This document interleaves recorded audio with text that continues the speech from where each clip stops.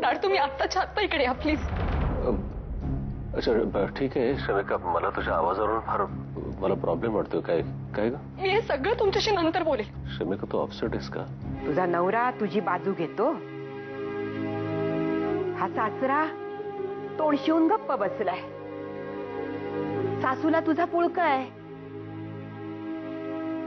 तू काहीही केलंस तरी कुणी काही बोलायलाच तयार नाही. नमस्कार. सगळे एकत्र का? आम्ही एकत्र राहिलेलं पाहवत नाही का तुम्हाला? तुमची एकत्र फॅमिलीचं मी नेहमीच कौतुक करत आलेलो आहे. मला फार अभिमान वाटतो या गोष्टीचा. कौतुक वाटतं तुम्हाला आमचं? आम्ही किती एकत्र राहतो हे बघण्यासाठी म्हणून तुम्ही आमची परीक्षा घेत होता का? तुम्हाला नेमकं काय म्हणायचंय मला कळेल का? हो कळेल ना, का नाही? ती अवदसा, नम्रता, तिला तुम्हीच पाठवली होती ना? तुम्हीच पाठवली ना? डॅड नम्रता आता इथे येऊन सगळं सांगून गेलीये. तिने माफी पण मागितलीये, कबूल केला तिने तिचा गुन्हा. डॅड प्लीज प्लीज मला सांगा हे सगळं खोटं आहे. शमिका हे सगळं खरं आहे. कळलं तुम्हाला? पटलं ना? थांबा.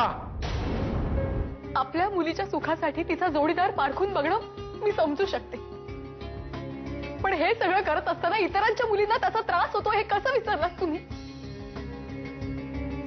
असं कुठलंही पाऊल उचलताना जर तुम्ही असा विचार केला असता ना तर आज माझ्या सासरच्यांसमोर मला अशी शर्मेनं मान खाली नसती घालायला लागली.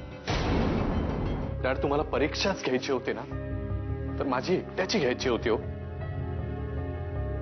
हे असं माझ्या घरच्यांना वेठीला धरायची काही गरज नव्हती. खरोखर मी मनापासून माफी मागतो आजी. उद्या म्हणाल वाहवत गेलो, खून केला, माफी मागतो, माफ करा. एक निवड तुला करायची.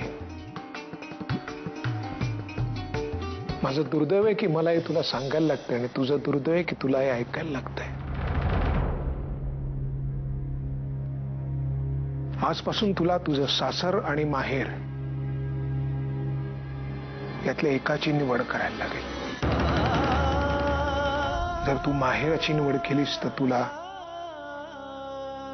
तुझी बॅग घेऊन आत्ताच्या आत्ता घराच्या बाहेर जायला लागेल.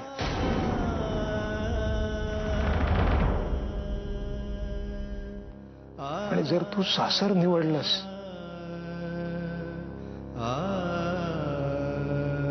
तर या सगळ्यांची तुला या क्षणापासून संबंध तोडावे लागतील. काय प्लॅन केला होतास तुम्हाला ना? मला तुझे शब्द अजूनही आठवत आहेत. फ्लाईट टेक ऑफ झाल्यानंतर जेव्हा तिचा ऍक्सिडेंट होतो तेव्हा जास्त मजा येते. यांच्या आनंदांचा, यांच्या अपेक्षांचा फ्लाईट टेक ऑफ होऊ देत. मग ते जितक्या जास्त उंचीवर जातील तितक्या जास्त पडतील आणि तितकी जास्त मजा येईल. आय मस्ट से आज मला खूप मजा येते. पाहिलंच ना केवढा मोठा भूकंप झाला त्या पेन्सिलच्या घरात. इतका मोठा भूकंप की म्हणजे किती हानी झाली, किती नुकसान हे मोजूच शकत नाही. वित्तहानी नाही पण जीवित हानी अनेक. आज मला खूप मजा येते. असं ना मस्त थंडगार पाण्याने आंघोळ केल्यासारखं वाटतंय. सगळीकडे असं गुलाब पाणी शिंपडलंय आणि फुल स्पीड मध्ये एसी चालू. आणि इतके दिवस ते चटके लागत होते ना, मी या थंडगार शॉवरची मजा घेतोय. आणि तिकडे पेन्सिलच्या घरात वणवा पेटलाय. इतके दिवस आपण सहन केलं, आता इट्स देअर टर्न.